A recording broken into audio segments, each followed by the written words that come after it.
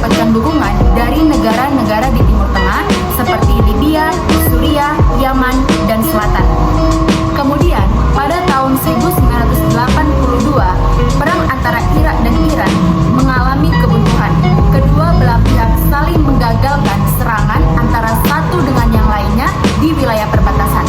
Perang Teluk Satu ini berakhir ketika Dewan Keamanan PBB mengeluarkan resolusi yang berisi tuntutan gencatan senjata antara Irak dan Iran. Kemudian, pada tanggal 17 Juli tahun 1988, Irak dan Iran menyetujui resolusi yang dikeluarkan oleh Dewan Keamanan PBB dan secara resmi Perang Teluk Satu berakhir. Dalam buku Sejarah Timur Tengah tahun 2012 karya Iswati, di situ diterangkan bahwa ada beberapa dampak yang disebabkan karena terjadinya Perang Teluk Satu itu. Dampak tersebut antara lain yang pertama, terganggunya pelayaran internasional di kawasan Teluk Persia. Yang kedua, menyebabkan kerugian sebesar 300 miliar dolar Amerika Serikat. Yang ketiga, terjadinya krisis politik dan sosial di kawasan Timur Tengah.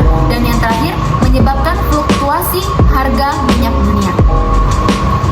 Ini dia poster perdamaian negara Iran dan Irak tadi. Kami akan menunjukkan sekali lagi.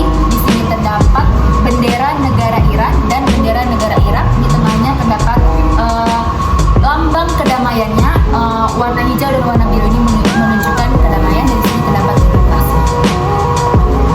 Demikian penjelasan tentang poster perdamaian di kawasan Asia Barat Daya yang telah kami buat.